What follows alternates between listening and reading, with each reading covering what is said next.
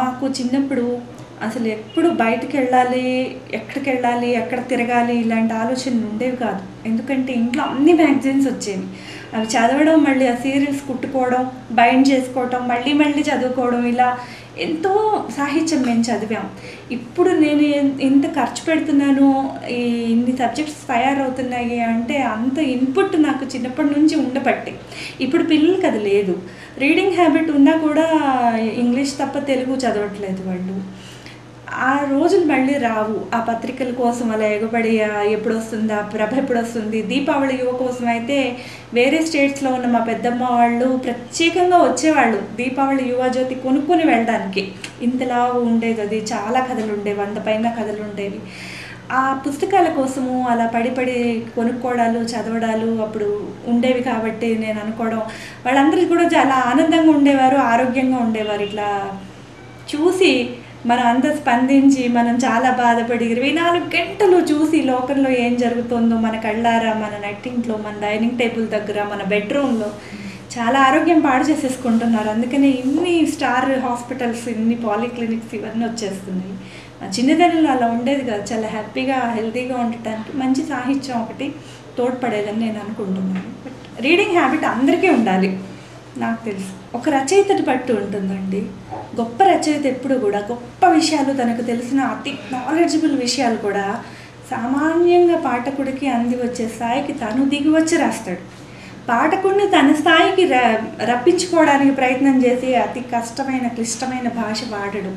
గొప్ప రచయిత అంటే అతను గొప్ప విషయం చెప్పినా కూడా మనకి తేలిక పదాలలో చక్కగా అలా కొబ్బరి నీళ్ళలాగా సరళంగా అర్థమయ్యేటట్టు ఉంటే అతను గొప్ప రచయిత అయ్యాడు. ఒక గుడిపాటి వెంకటాచలం గారు ఆయన చెప్పే విషయం చాలా సూటిగా చెంప మీద కొట్టినట్టు, పెద్ద ఘాటు విషయమే అది.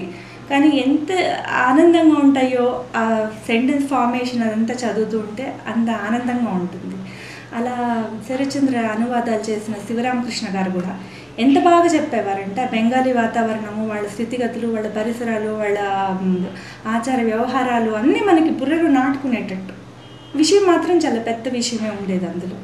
కాబట్టి నేను అనుకోవడం గ్రాంధికాలు అవి కాదు, ఈజీగా ఎదుటి మనిషి కమ్యూనికేట్ చేయగలిగేదే సాహిత్యం. అతని మీద ప్రభావం చూపించాలంటే ముందు బాగా అర్థం అవ్వాలి కదా. ఈగో ప్రాబ్లమ్స్ ఉంటాయి అని మాత్రం నా వెనకాల వాళ్ళు మాట్లాడే మాటలు నాకు చేరినప్పుడు నాకు తెలుస్తుంది.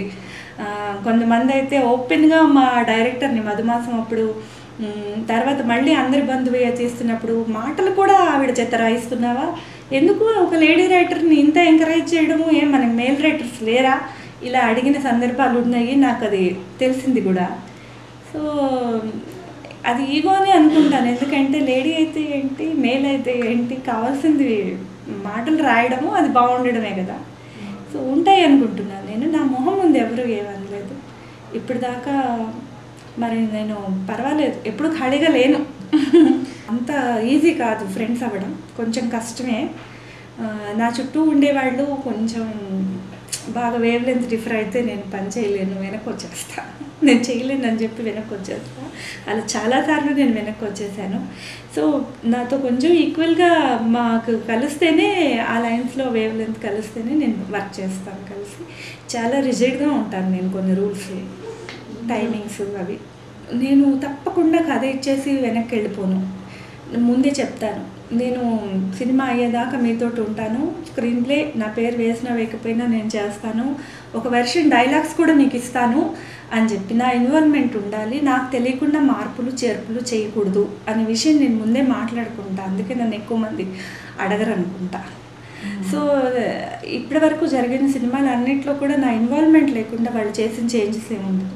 ఇలా చేయాలనుకుంటున్నానని డైరెక్టర్ నాతో డిస్కస్ చేస్తాడు, అది నేను కూడా ఒప్పుకుంటేనే అది జరుగుతుంది. ఒక్కోసారి నన్ను కన్విన్స్ చేస్తారు, లేకపోతే ఒక్కోసారి ఇది మనకు అవసరం లేదని నేను కన్విన్స్ చేస్తాను.